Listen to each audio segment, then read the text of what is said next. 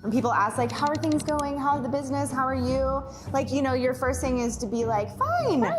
But then we're like, no.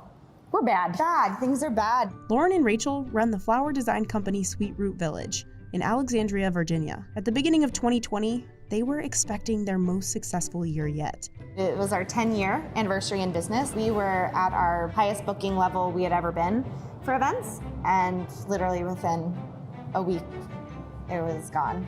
Then COVID-19 and stay-at-home orders canceled weddings across the country and crippled the wedding industry. Lauren and Rachel lost 80% of their business and had to furlough their staff, including themselves. We're like, congratulations to us, we made it 10 years.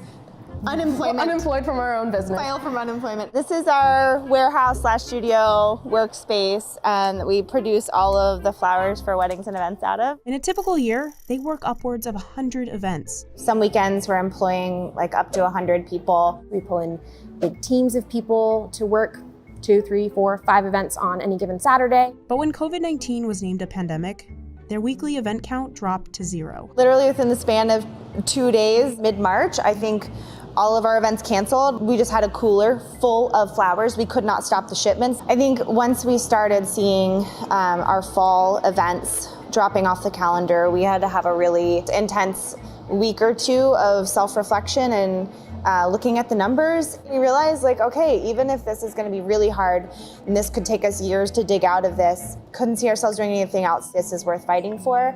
And knowing that we are supporting several families and livelihoods and salaries, we just had to put one foot in front of the other. What are some new ways we can come up with interesting revenue that still maybe feels like us? Remember that load of flowers they were stuck with?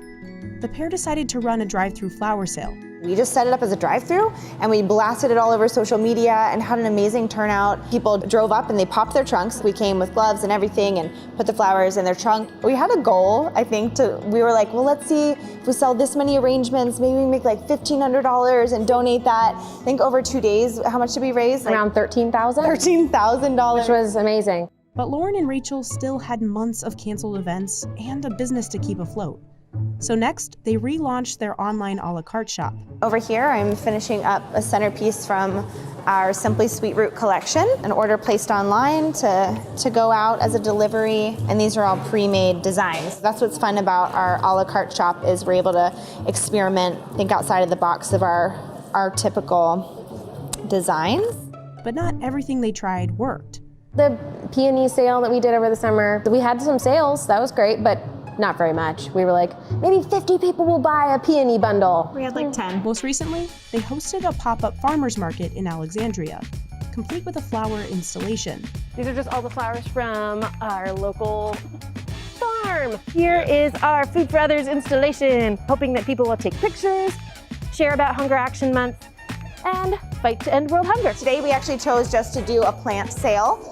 And so we have lots of plants, various candles, pots people can pair with. Local artists, ceramicists, bakers, and fellow florists also sold their products from socially distant booths. We invited pretty much just everyone we know. It's a thing to go to right now when we're not able to go to a lot of places. I got some dried flowers. Something we probably would love to do ordinarily, but have never really had the time for it. Suddenly we have the time for it. We wanted to make it happen. The team has also started hosting floral arrangement classes and making bouquets for micro weddings.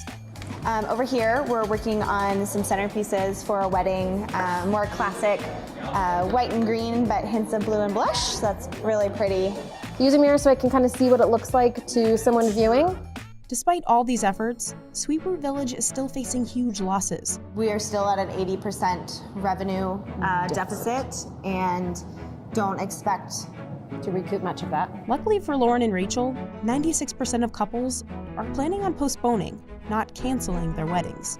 We're hopeful that our spring season can move forward as planned, but we're just kind of taking it one day at a time. We've scaled our business to be the size we are now, stay small to weather the storm. That's my advice. Considering ways that you can foolproof yourself, diversifying is great.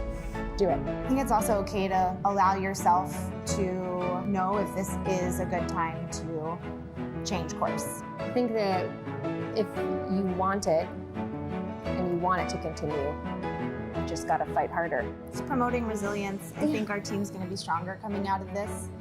I think we're going to be like, hey, we can get through 2020, we can get through anything, right?